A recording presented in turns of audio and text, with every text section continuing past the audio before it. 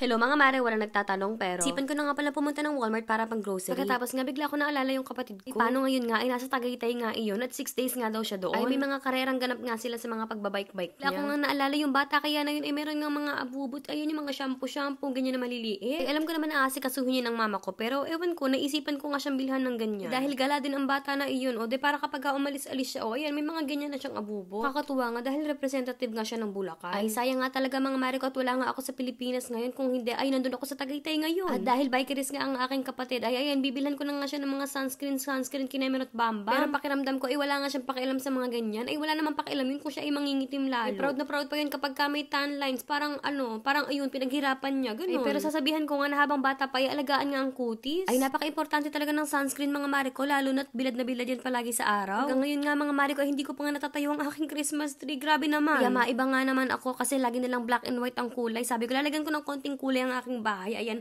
maglalagay tayo ng touch of red. Ay, para bonggang-bongga ng konti lang. Tapos, ayan, naisipan kong kumuha ng mga ganito. Parang, ewan ko, nakita lang ako sa kanya. At ayan, naisipan ko nga din kumuha ng mga patch, kinemerot bambam na yun kapag ka nga ako ay nagkaroon ng tigidig. Naalala ko nga, mag-aayos nga pala ako ng guest room at kailangan ko nga ng konting patungan doon. Kaya ayan, naisipan ko nga bilhin yung maliit na lamesa na yan. At syempre, ayan, nag-add to cart na rin ako ng mga kung anik-anik na kailangan namin sa bahay. Lalo na nga yung mga spices na kailangan ko sa aking pagluluto. Kaya arat na nga mga Mario at mag-checkout na nga tayo. At Bogj, at bigla ko nga naalala si Boss _ mapagmahal 143 ay kailangan ko siyang bilhan ng chewing gum dito. At ayan nga, at kukuhanan na nga natin siya ng iilan dyan. Ay palagi niya itong kailangan mga Mario kaya mainam na nga din na may mga pasobra nga ako. At ayan nga pala mga Mario tapos na nga pala ako magbayad. At ayan na nga, nailagay ko na nga sa aking sasakyan ang mga pinamili ko. At syempre, wag tayong tumulad sa iba na hindi marunong magbalik ng card. Ay, katatamad na mga nilalang na yun. Ay, talagang wait natin tutularan yun at nababanas ako sa kanila. Ay, pagka-uwi nga na bahay mga Mariko, ito nga napansin ko nga na mainit-init. Una nga ang pintuan ng Payamansyon para nga ang tortculets ay makalabas at makapagbilad-bilad. At lafang time nga pala nila mga Mariko at ayan nga at na-chop-chop ko na nga ang kanilang romaine lettuce. At ayan nga mga Mariko at for the lafang na nga dito sa loob ang mga tortculets. Oh. At syempre, bubudburan ko na nga din ng calcium powder ang kanilang pagkain.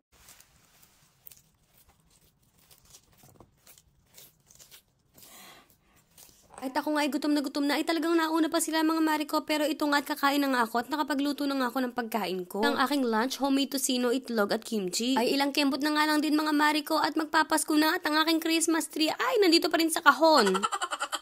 Ay para masulit-sulit nga din ang effort na aking gagawin dito. Huy, sa Valentine's Day ko na nga ulit ibabalik sa kahon. Ay grabe naman ang Maring Sisi. Habang ako nga ay nag-aayos-ayos dito, ay nakaramdam nga ako na parang may tao sa pintuan. Ay, paniguradong ang Boss _ mapagmahal 143 to. Change na ako. Why do you sound like that? You sound atrocious. What is that? No English here. Only Tagalog. Why do you sound like that? Because I'm a brand new person. Hey.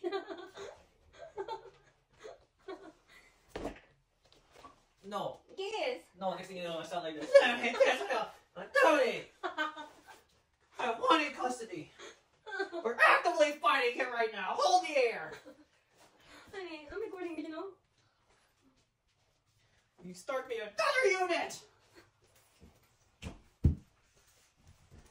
Titit, ayun naman po ay kakulitan lang namin dalawa yan. Ay, wait ko na nga din muna ito matatapos at kami nga ay pupunta nga ng gym. Yes, opo mga Mariko, ay kakatapos lang ng work ni boss pero ayan, hindi nga magpapatalo at kami ay magwo-workout pa din. Ay, ang Maring Sisi nga ay pagkapasok ng gym, ayan, kala mong matutulog na. Uy, it's a prank mga Mariko dahil yes, aminado naman ako na may pagkahubadera naman ako pagka nasa gym ako.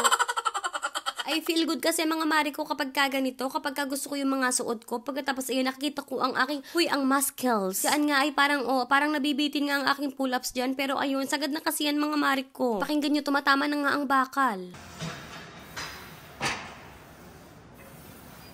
Ay, diva mga Mariko. Pagkatapos, ayan, kahit kaya ko naman talaga yung hindi assisted, kahit mga pailan-ilan lang, ay, kailangan ko talaga maging commit sa program nga na ginawa namin ni boss. At ang totoo nga din mga Mariko, ako nga ang naglilid ng workout na ito. Bisado ko talaga ang mga routine para just in case nga na hindi makasabay sa akin si boss, ay kaya kong gawin ang mga workout mag-isa. Ito nga ay nagdidiskusyon kami mga Mariko. Ay, sobrang gaan kasi nito mga Mariko, parang wala talaga siyang karga sa akin for today's video. Yes, gusto ng Maring Sisi ay yung may karga nga at yung medyo nahihirapan ako dahil gusto ko nga yung pinupush ko din ang sarili ko, ganon. ganon. Ay, ang ending, ay nag-add weights na nga lang ako dahil alam ko naman yung kakayahan ko. At para sa mga kumare ko dyan na natatakot nga magbuhat ng weights dahil nga ang alam nila ay lalaki silang masyado or magiging parang lalaki ang katawan nila. Ay, wititit mga mare ko, tayong mga babae ay napakahirap natin talagang mag-build ng muscles, hindi katulad ng mga lalaki dahil, hay, i-science nyo na lang, baka ano pang masabi ko dito, mabash tayo. Huy! For me, mga mare ko, yung muscles, it means hard work, dedication, patience, ganon. Ay, tingnan nyo, kitang-kita naman sa aking festlak ang hard work dito. Ay, wititit. Ay, talagang humingi pa nga ng time purse kay boss. Ay, talagang for the shake-shake muna dito mga mare ko, at talagang napakasakit na nga. Ay, pero ang inyong maring sisi ay talagang palabarn ay hindi tayo titigil. At pagka-uwi nga ng bahay, ito nga ang aming hapunan, ay napakasimple lang ng ginawa ko, ay nag-crave nga ang boss ng taco. So ayan, yung sa kanya nga ay 4, yung sa akin 2. At kinabukasan mga mare ko, medyo tanghali na nga ako nagising, mga alas 10 na to, kaya nga ito, ang ginawa ko nga, nagluto na nga ako agad para nga kay boss_mapagmahal 143. Ayan, kung pau chicken nga lang ito mga mare ko, kailangan ko din kasing pumunta ng mall mga mare ko, at hindi ko nga alam kung maaabutan ko nga ang lunch break ni boss. Ay, pero ang importanteng mahalagang bagay ay kung uuwi nga siya, ay ayan, meron siyang pagkain. At dahil nga sa kanyang trabaho, hindi mo minsan malaman kung on time nga siya makakapag-break. Akin ngang niluto, may mga tira nga akong bell pepper, kaya naalala ko nga ang tortkulit, kaya ayan, humati nga ako ng 3 dito at ibibigay natin sa kanila. Ito nga at nauna na nga si Tortoli.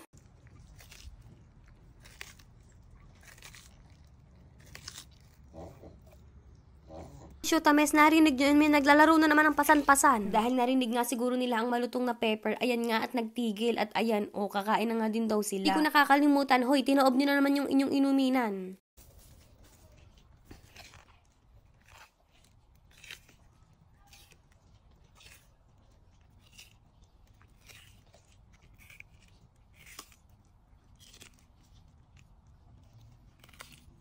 Para sa mga nagtatanong kung nakagat na daw ba ako ng mga junakis ko, ay kamunti-kanan lang mga mare ko, mga gilid-gilid lang konti. Naman na sanang makagat-kagat ng todo-todo. Ito nga mga mare ko at sasaglit na nga tayo dito sa mall. Iwititit at dito ko nga din nakita si mamang pulis. Ayan na nga si boss_mapagmahal 143.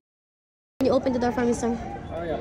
Thank you for your service. Ay, wititit ka? Bait naman ni mamang pulis. Ay, ayan lang mga mare ko at nag-pick up nga lang talaga ako ng mga konti-konti lang na kailangan kong orders. Ay, nagsabay na nga di pala kaming mag-lunch ni boss_mapagmahal 143. Hindi na nga ako nag-record pa ng mga ganap. Ay, alam niyo yun, dahil may mga bagay, may mga pangyayari na hindi magandang nangyari sa kanyang shift. Ay, pero ayan, teka, isingit ko nga lang sa inyo. Ito na nga at iliripat ko na nga ang aking Monstera Albo.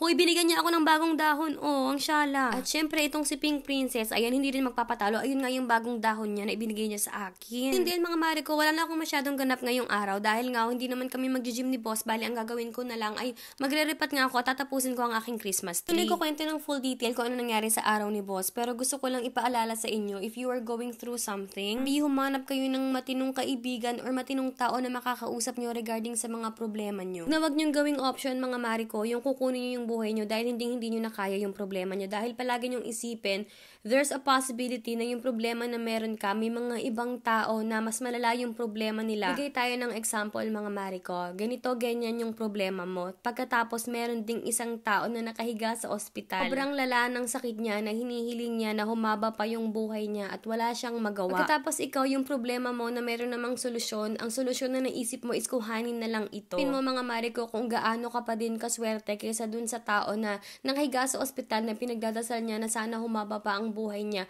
at wala siyang magawa kung hindi magdasal na lang. Sana na-explain ko ng tama or sana meron nakaintindi sa sinabi ko. To make it short na lang din mga mare ko, palagi nating piliin maging mabuting tao at magpakatatag tayo sa lahat ng hamon ng buhay. Tulad ng sabi ko, lahat ng problema merong solusyon yan. Problema ng aking ex-admin, alam mo naman ang solusyon dyan. Hoy, pakibayaran na lang ako. Ay, talagang naisingit ko pa yun. At yan lang muna for today's vlog mga mare ko. Thank you for watching and see you guys on our next one.